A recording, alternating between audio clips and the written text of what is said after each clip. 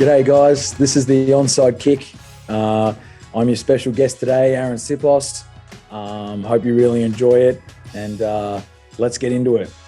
This is the punter for the Philadelphia Eagles. Yes, he is the special guest this week, Mr. Arryn Siposs.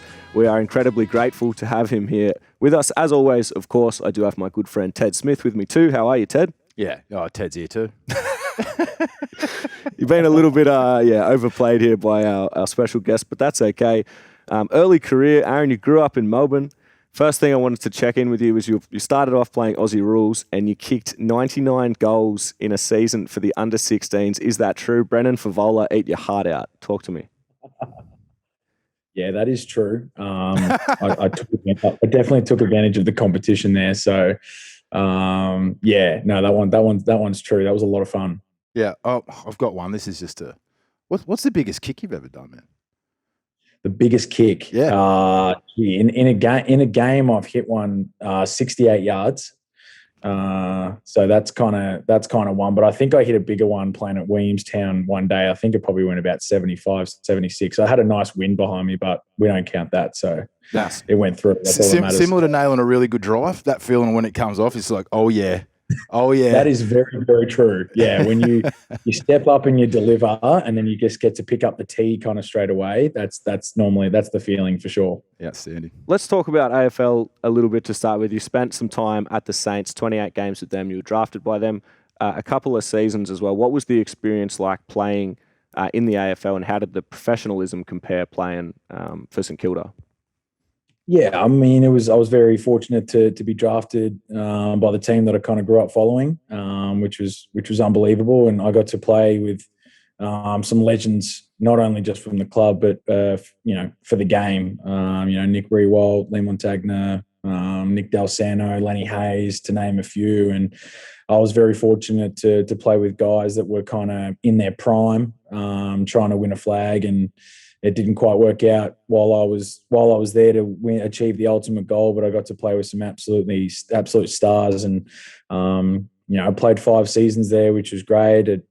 Ups and downs is kind of what most people have, and kind of unfortunately didn't get the chance to play a little bit longer, and I would have loved to, and injuries and that kind of occur, but it is what it is, and you kind of just have to take the next step forward and go from there. But as you mentioned about the professionalism, it's kind of very similar from the NFL to the AFL. Guys put in so much effort and to make themselves better each day, and the ultimate goal to have that success, whether it's either winning a grand final in Australia or a Super Bowl over here, is what we strive to achieve, and people go out there and work every day to make sure that happens.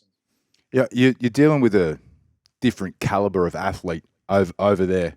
What's that like as an Aussie dude? Like, we take our sport seriously, but you are talking about some of the most supreme athletes on earth. You walk into training. Do you get to watch that? Man. Well, I'll get to watch it. Don't worry about that. It's unbelievable. Yeah. Some of the speed that these guys have, the quicker guys like the wide receivers and that they have, is just unbelievable. The way they glide across the field and make such sharp cuts and that to find themselves space, and it's truly incredible. And then you've got the bigger dudes that have been able to lift 350 kilos on the weight bar on a squat bar, and they're just absolute monsters of men. And it's the different types of athlete that you get is definitely something that you see in the NFL, but they all specialize in what they need to do and do it very well. So obviously there's contact as well in Aussie rules, but as we mentioned, in the NFL and especially special teams, you have the fastest, the biggest blokes trying to make a name for themselves as well, trying to get onto, more the defensive or offensive team. You're looking across though sometimes and seeing the Watt brothers, Aaron Donald, Myles Garrett, these sort of fellas. I'm guessing there wasn't quite that sort of fear maybe before in the concept of sport to you to look and see these guys trying to charge you down, and potentially, they're trying to get to the ball. Oh yeah, I agree with that. I don't even know what else to say there. I 100% agree. Seeing them across the other side trying to absolutely kill you, that's just plain and simple. They're just want to get there as fast as they can to try and demolish you. That's just something that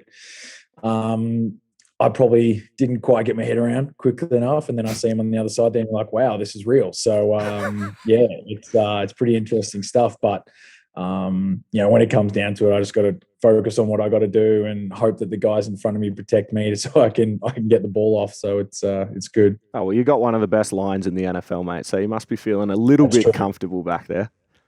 Yeah, no, we do feel pretty good back there, and my group of guys that kind of help me get the ball off is good, and the offense and defense are pretty strong at their stuff too, on the O line and the defensive line. So we're looking pretty good at the moment. Well, what's it like having another Aussie on the team? That is rare for an Aussie NFL player to be like, "Hey mate, oh hey mate." Yeah, it's been nice, to be honest. Having Jordan Mailata there has been great. He's a character. Got a great sense of humor, and it's good to have him in the locker room. The lingo can continue on from what you get in the Australian locker room, which is good. Most of the Americans don't really understand that type of stuff, so hard to have that dialogue. But having him there is certainly good, and really enjoy him being around the club. That's for sure. Not just around, he's been a absolute dynamic inclusion into the NFL since he got drafted, surprising everyone. But yeah, absolutely. He's been an absolute star, and obviously last year was kind of his first big year starting for the team, and just has made huge progress. And honestly, I would say he's one of the better left tackles in the game, and he's only 24, 25, so he's got plenty of work to get himself even better and hopefully be the best. So let's talk about the end of your AFL career and then the transition period, if you don't mind. Had it been a concept to you before? Had the NFL ever appealed to you? Had you started, a few injuries, like you said, you started to know that things were maybe winding down for your AFL career? Were you immediately on the lookout, or it was something you'd consider? Or how did that whole process work from thinking, oh, geez, I'm not really in the coach's books, or how did the whole process work for you? Yeah, I mean, for me, the NFL thing was always a cool thing to potentially go and do. I'd thought about it even a little bit, even before I'd even got drafted at 17, 18. The program had been mentioned to me, but my sole focus was obviously on playing AFL, and obviously was able to do that. But I really didn't start thinking about it probably until a couple of years after I'd finished in the AFL. I'd played 2 seasons with Williamstown in the VFL, and at the time when I joined Williamstown, I was only 22 at the time, so I still thought I had plenty of football left in me to get myself back into the AFL. Going into my second season with Williamstown is when I really started to think about it, and I actually went down to practice with Pro Kick Australia that is run by Nathan Chapman, and that was probably in about June or July in 2017, and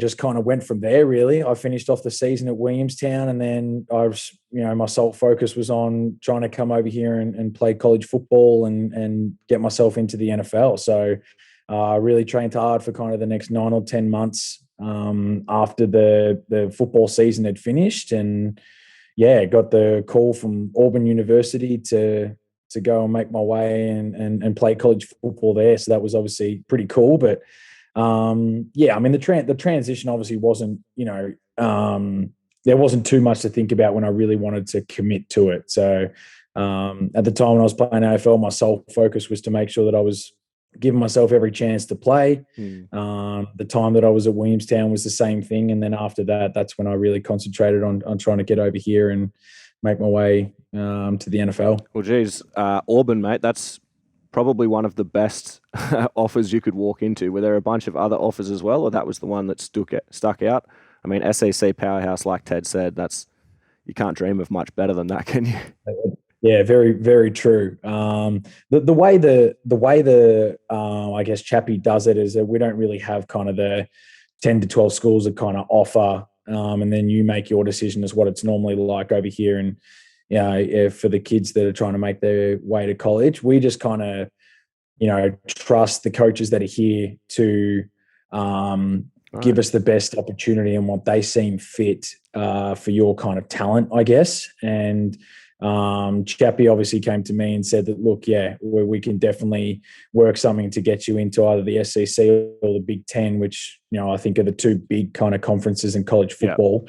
And Auburn University was the first one to reach out, and there was no need to even bother going with anything else because after reading about them, obviously they were been a top 10 school for a long time, and as you said, played in the SEC, which is the biggest conference I think in college football, and it was a no-brainer. It sounds like a pretty good deal they got going on. Like Chappie, as you call him, comes to you and was like, "Do you want to go to Auburn?" And he goes to Auburn like, "Hey, do you want an Aussie punter who can launch it 65 yards already?" Basically, how it went down.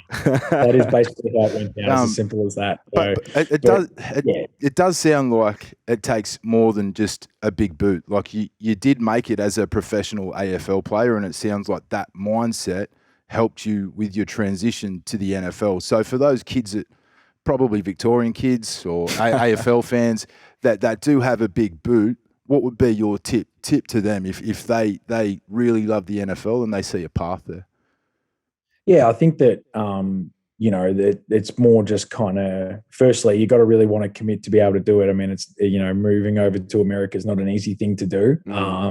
I think you have to really kind of commit and have that focus on that. That's exactly what I want to do. And then, the commitment to actually go and train and get yourself, in a situation where you can perform well consistently at that high level. And while college is a bunch of kids that are actually playing the sport, it's so competitive and teams still need to win.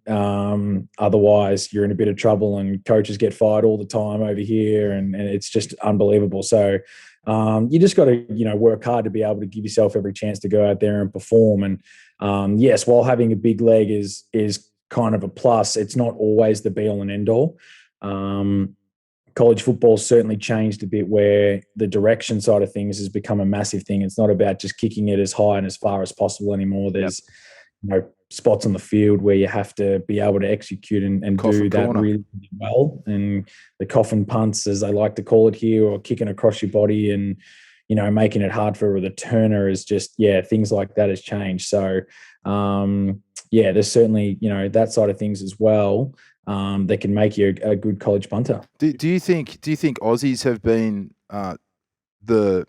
partly responsible for that change in how the ball is kicked when punters get it? Absolutely. Yeah. I truly do believe that. And that's obviously just my opinion, but I think that's definitely come into the game because the Australians came over here and started doing that really, really well. Yeah. And to be honest, it's lifted the Americans, I think, as well. I mean, I think they've got so much better at that kick as well. And added that to that repertoire to make sure that they have longevity in the game too. So it has certainly increased the skill and the execution of punting for sure, which has made it a little bit better, I think, as well. You've done a good job of making it sound really difficult, but come on, I want the juicy details, mate. You went to Auburn. What was it like? Was there Greek life? What was going on? Like I said, we were both at American universities as well, so I want to know the fun stuff, mate. You're in the heartland of Alabama. What was going on? Yeah, look. To be honest, I didn't get to enjoy it as much as I can. I was engaged by the time I came over here. So we should have done more research. I didn't get the full aspect of that, unfortunately. But no, I'm reading between the lines, mate. I think I know what you're implying. But there's some serious college parties that go around now. I'm sure you guys know about that too. And obviously, there's a particular area in Auburn where there's about anywhere between 10 to 12 kind of frat houses, and they all kind of just next door to each other and around this huge, massive court. And it's just on from Thursday to Sunday, basically. It's got parties from Thursday to Sunday. So that area certainly was the go-to spot.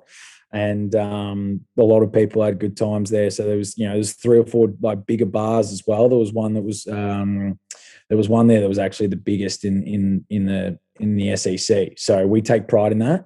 and make sure that we continue to build on that so it stays the best, that's for sure. Speaking of parties, mate, the vibe in that locker room in Philadelphia must be pumping at the moment, man. 4-0. Yeah, 3-0. Yeah, we're feeling pretty good right now. There's a long way to go, obviously, but it's been a good 3 weeks for us, and we have played some really good football. But as I said, long way to go. There's 17 weeks of hard-earned victories out there, and we've just got to make sure that we control what we need to control and put ourselves in the best position. Just lastly on college, before we get into the NFL and a bit more of your career now, did you have to go to class? Like, what's the go with your degree? Is it a master's or something that you're supposedly picking up? Because I remember the college athletes, even at FAU, which is not a huge school, mate, they weren't doing anything. Talk to me. Give me the truth. Yeah, they do get away with a little bit, I think. So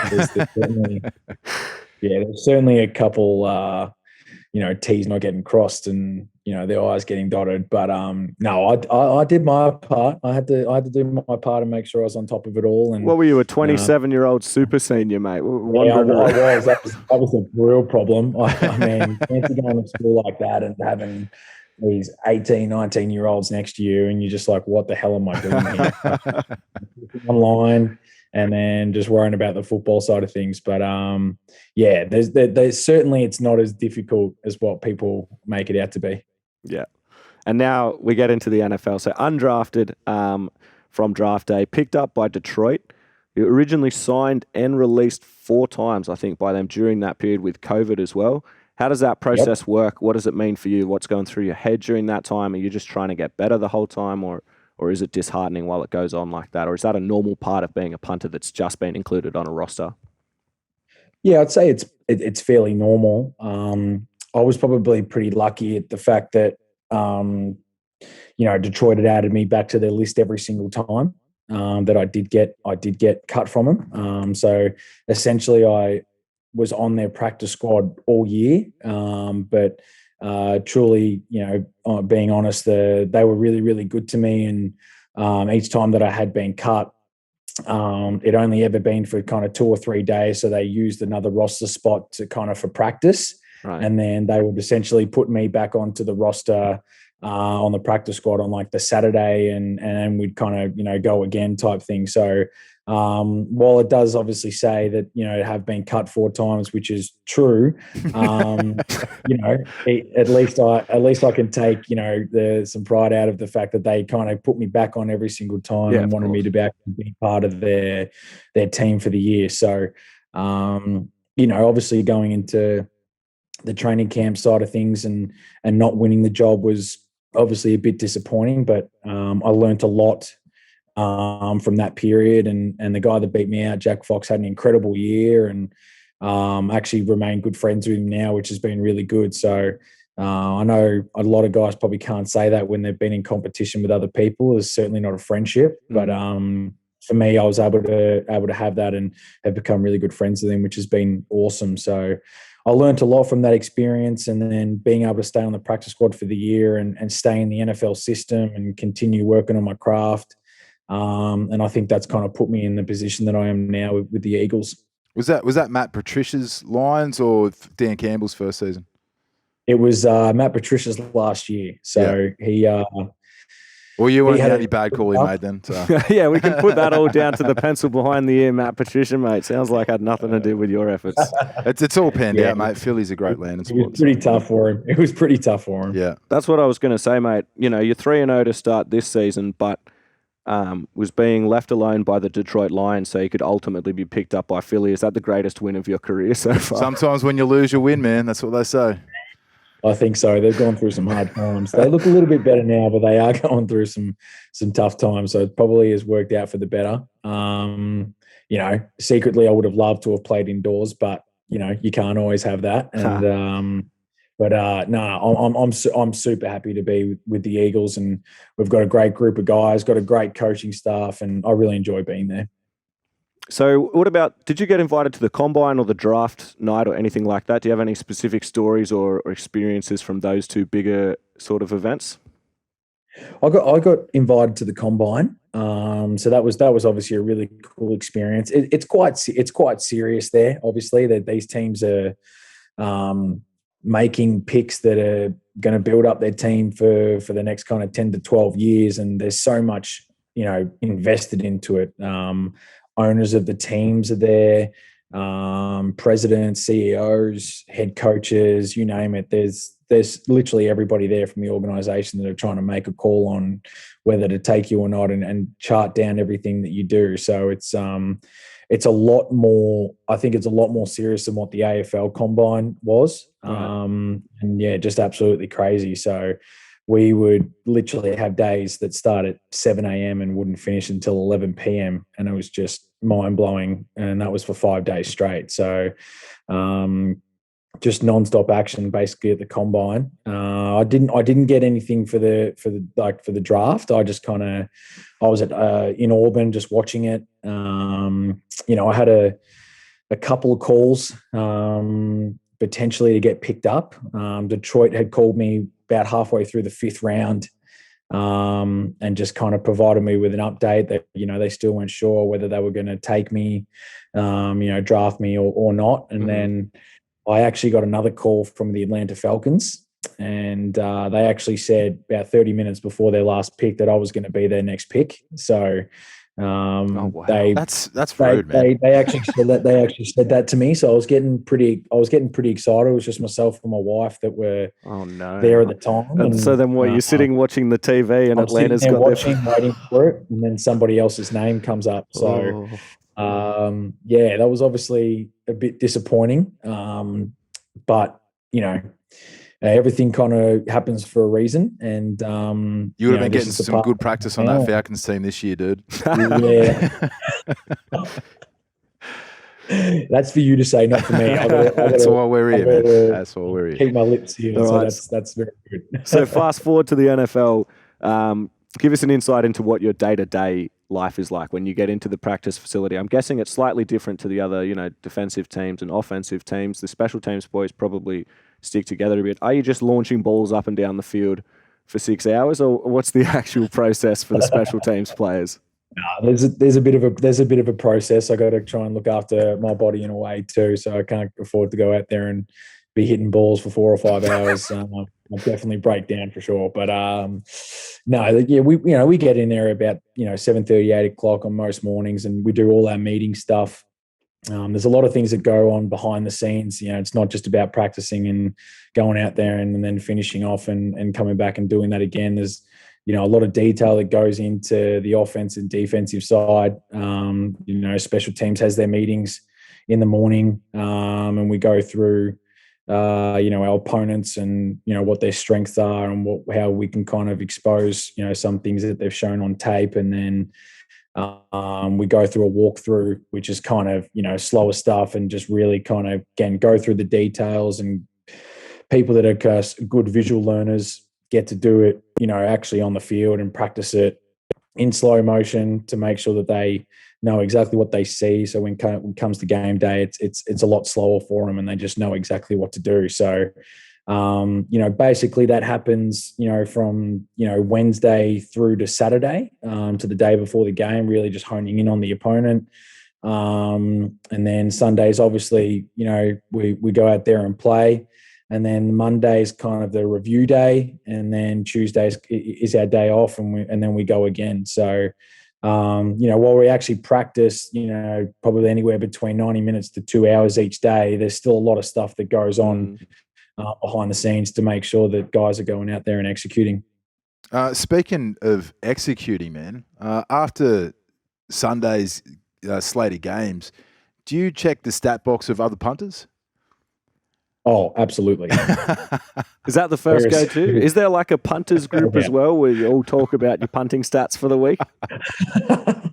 No, we don't do that. I think secretly deep down everybody checks each other's stats out but doesn't want to admit it. So, Yeah, no, I'm definitely one of them. I don't even worry about the quarterbacks or anything or what they've scored. I just go straight down to the bottom and see. That's dope. Hey, we don't have much traction in the US yet, mate. So your secret's safe with us. And as great. you can probably tell by the name of the show, we are special teams enthusiasts. we had to build a moat around something, mate. So that's awesome. That's awesome. One thing I did want to know is obviously it's a bit different being special teams, maybe comparatively a little bit like being a goalkeeper for a football team. Does it ever feel like you're a little bit isolated, or do they do a good job of making sure the whole 53 active man roster is all together? Like, do they really care about the punter, mate? That's what I want to know. Yeah, no, I think they do. I think at least where I'm at right now, they do. It's been great. I've got a great group of guys, and the locker room is awesome. I can only speak for where I've been and the places that I've been to. Yeah, they do hold it in high regard, and they know that it's still an important part of the game to go out there and execute and get the job done. So the Eagles have been great to me. I really enjoy the coaches and that are here, and they put plenty of time into it to make sure that we're getting it right. So I think it's also kind of important knowing that you aren't on the field as much as the other guys, kind of being a good locker room guy. Yep. Which Aussies typically are, right? And that's exactly right. It's made it quite easy for me to be able to kind of transition into that, which is good. And in a way, I guess we kind of are a bit of a novelty because everybody wants to come up and speak about kangaroos or Vegemite or something. So it's pretty easy to.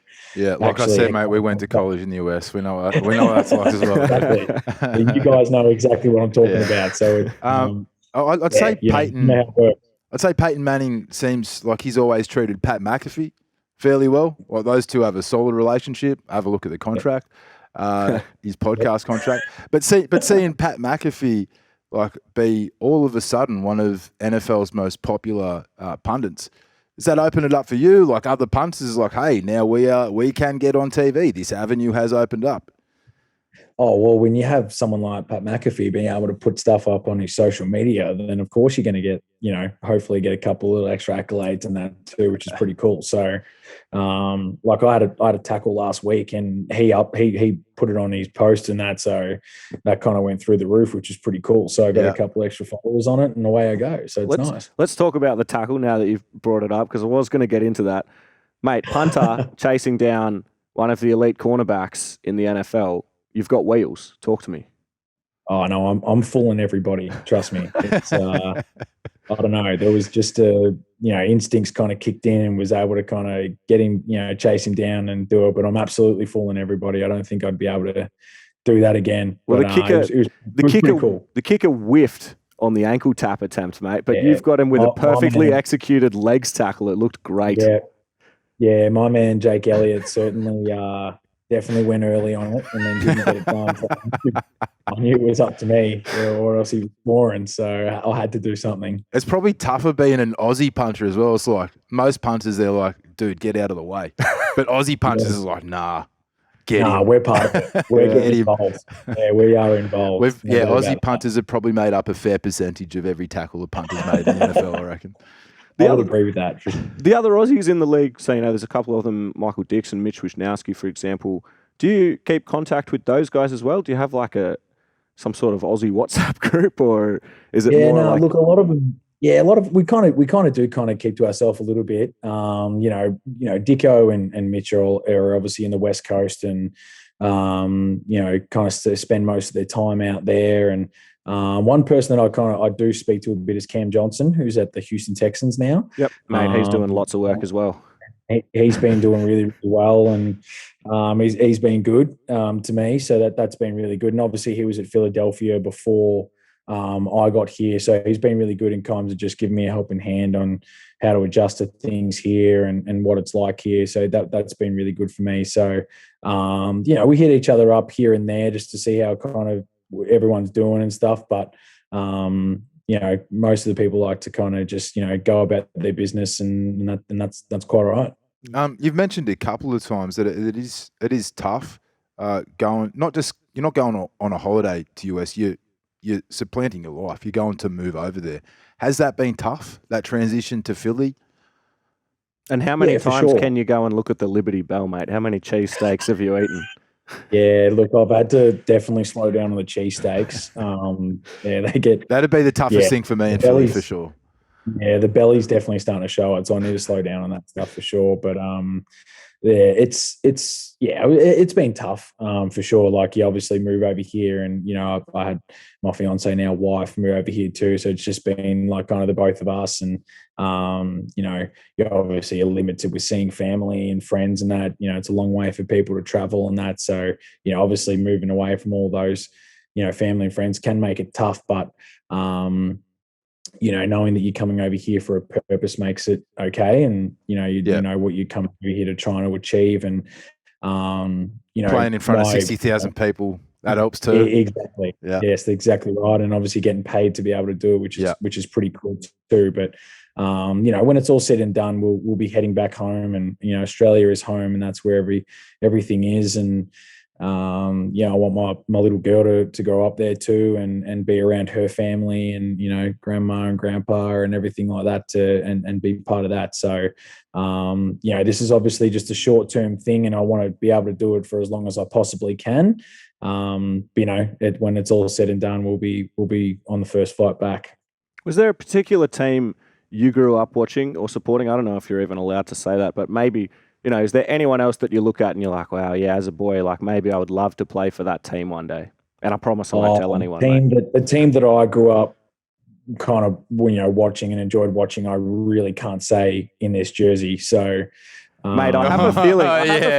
Don't do it. Hang on a minute. Don't do it. I think I saw a photo on your Instagram actually, mate, which I'm going to tell you now that you may need to go and remove in case those scary Philly fans find it. There's a particular blue-looking star on top of your hat. Yeah, not good. I think I may have actually deleted it. I think I do have to go back and have a look, but there may have been a couple of Philly fans that have certainly jumped on that very quickly. That would be unlike Philly fans to be not sure. Don't have a bad game here because you're in trouble. Yeah. Is that I mean, obviously that's difficult because it's a divisional rival, but if the Cowboys eventually came knocking, say you've had a great 3-4 years at Philly and then Cowboys came knocking, is that something that would really jump out to you? Absolutely. There is no doubt in my mind I'd definitely go and do that. That would be pretty cool to be able to play in their stadium regularly, and they are essentially the biggest team in the NFL. So fan base wise and everything, like that. So it's that would be pretty cool. But being an Australian in Philadelphia, have you copped any stray bullets due to Ben Simmons falling out with the 76ers? Like there's an Aussie, because he is hated in that city. Yeah, he is, but he did that himself. He didn't help himself for sure. No, I think if you just kind of put your head down and go work to work, hard, I think they appreciate that. As long as you're putting in the effort and trying to get better, then you're okay. If you're going to sit on the sideline and be a bit of a boohoo type thing, then you kind of deserve probably the worst city to do that in, right? Yes, by far. You don't want to be doing that at all. And I, definitely have learned that by being over here for the last 2 years. But that's just the facts, though. Honestly, I mean, there's so many people that they do respect and love because they've dedicated their time in that and just simply work hard. But if you do sit on the sideline, you all of a sudden don't want to play and do things, well, that's going to happen. Has there been any particular Philly fan interactions that stick out to you where you just thought, oh my God, what am I in for here? Oh, I mean, I've seen 10, 11-year-old kids just flip the bird at opponents. That sounds so Philly. They're just absolutely ruthless. So, yeah, I mean, there's fights, every single week at the games, even if it's between Philly fans. Like they just get into a fight. So I was finishing. So I was coming out of our locker room after one of the games, and I saw 3 people with eight cops, hands behind their back, about to get sent to like the little jail cell that they have at the stadium because they just have fights every single week. That's just how it works. That is the truth. Just hands behind him. That's awesome. I'm glad to hear that the stories we hear about Philly fans are as true as they are what we hear. Let's turn our attention, though, if you don't mind, to this season. And actually, specifically, I wanted to start by talking about the most recent game that we had. Big divisional win over the Washington Commanders. First of all, Commanders, pretty lame name. Probably should have gone with something else. Hope you agree. But I wanted to get around you, mate, because 6 punts for 277 punt yards. I believe that was the most in your career, and also 4 inside 20s. You said you're a stat man. The 4 inside 20s was also a personal record. And to cap it off, week 3 of 2022, you hit 3,000 punting yards for your career. So congratulations to you, mate. You are easily our special teams Australian player of the week. We've got you live. Nothing to do with you being in the room, mate. Wow. Yeah, who would have thought? That's pretty cool. It's a big week, mate. That is a big week. Yeah, geez, that's good to know. So, it was good. It was a good victory for the guys, and if I'm going to be honest, I had a couple of touchbacks in there too, so I probably would have been nice to get them as inside 20s as well, and maybe have a couple more there. But I can't complain, and the guys have been playing really well, and as I said, hopefully we can kind of continue that, and I'll do my part and make sure that I'm giving the defense an opportunity to really go and make some good plays, and give the opposition's offense a tough time. Let's talk trick plays, mate, if we can. So because you're part of the special teams, are you like part of the little group? I'm guessing there's a specific group that practices like those more rogue options, the trick plays for the team, or have you been vetoed because you don't have enough arm strength or something? How does that whole process work? Yeah, we've got a couple that are in the works right now. I've certainly been working on my throwing. It's not quite there yet, but so it's definitely in the book, but I don't know if it's actually going to come out. So there's always a couple of plays here and there you might be able to work on to expose the opposition, because sometimes teams do give you the chance to be able to do that. Look, it's few and far between, that's for sure. Speaking of special, mate, you've got the Jags this week. Trevor Lawrence. Did you play him in college as well? I did not, actually. No? Yeah. How are you feeling about the Jags? Probably one of the teams that have turned the corner the most this season. Beating the Chargers means that their win versus the Colts the week before, 24-0, was no fluke. So you guys must be taking this game a lot more seriously in comparison if you were playing the Jags last season. Well, yeah, you're probably right, but they've played really, really well. Doug Peterson's obviously the head coach there now, who was here in revenge Philly, game for Big Doug this week. Yeah, mate, it might just be. So they'll be raring to go. There's no doubt about that. Doug will have them ready to go, and I know that speaking to a few of the guys, they have a lot of respect for what he's been able to achieve, obviously in Philadelphia, and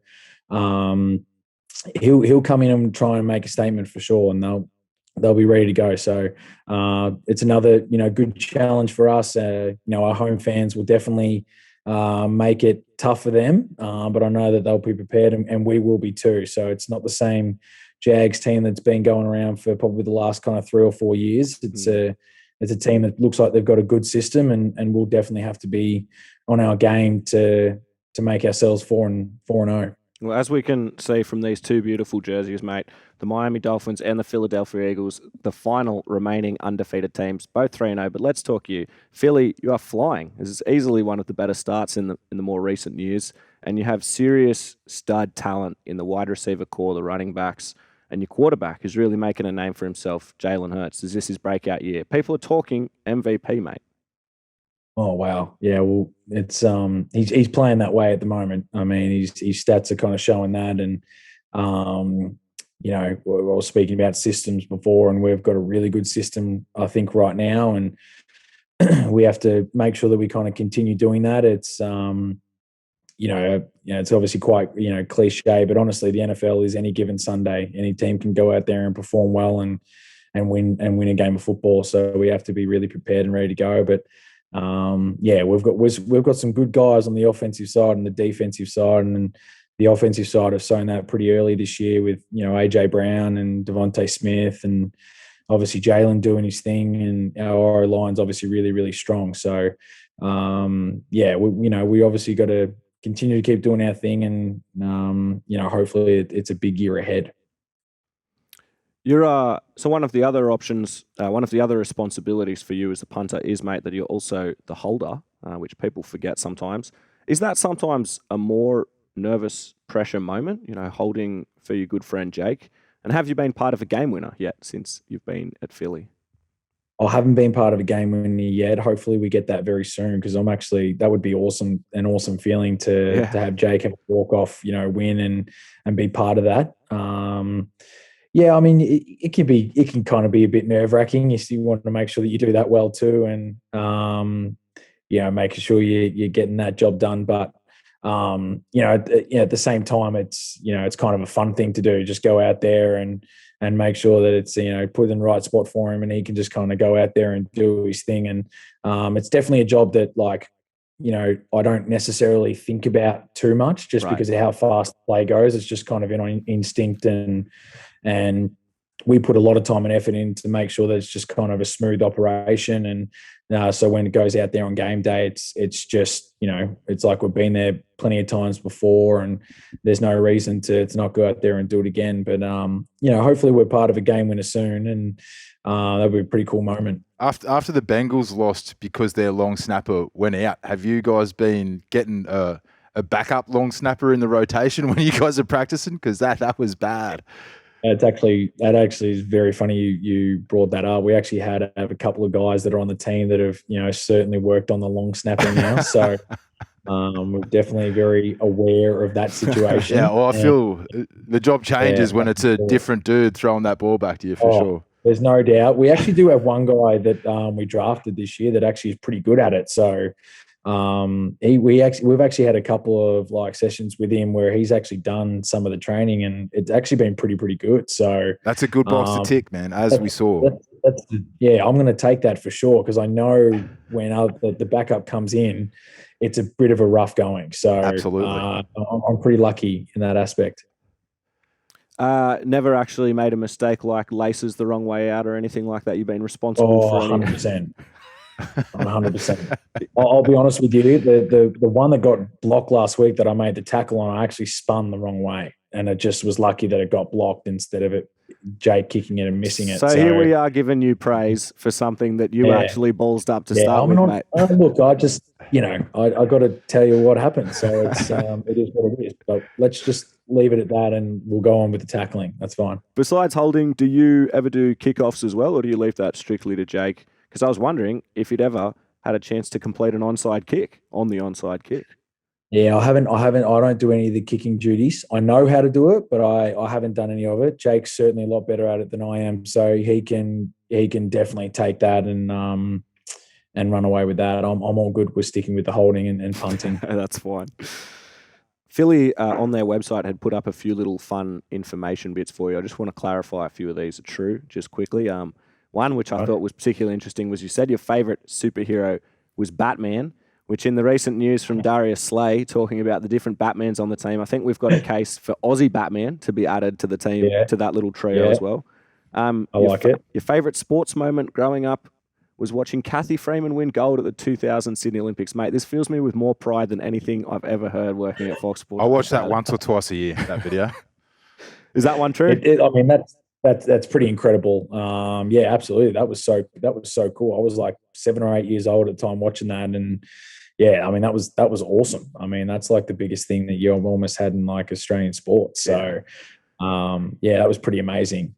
The final one I saw, which I wanted to check, was you think American coffee is shite, and that you'd like to open up an Australian style cafe, which I think is an easy business model in the States, mate. That's just waiting to print money. No doubt. I'm all for it. I know there's a couple that have tried to do it over here, and it was slowly the Australian style is slowly making its way over here. But I think I could definitely do that over here and be quite successful. That'd be pretty cool. Alrighty, mate. Well, it sounds like we have chatted your ear off for more than long enough. We're extremely grateful to have you here talking football with us. It is rare to have, obviously, an Aussie as well from the NFL to be able to chat with us about it. Thank you very much. Best wishes for this weekend as well, for the game this weekend and for the rest of the season. And may you have many coffin corners to come. hopefully there's a lot more to come. And Yeah, absolutely. I appreciate you guys having me on. It's been a lot of fun. Legend. Thank you, mate. Cheers. Thank you. From me and Ted, that's everything for this week, guys. Thank you very much. See you next time.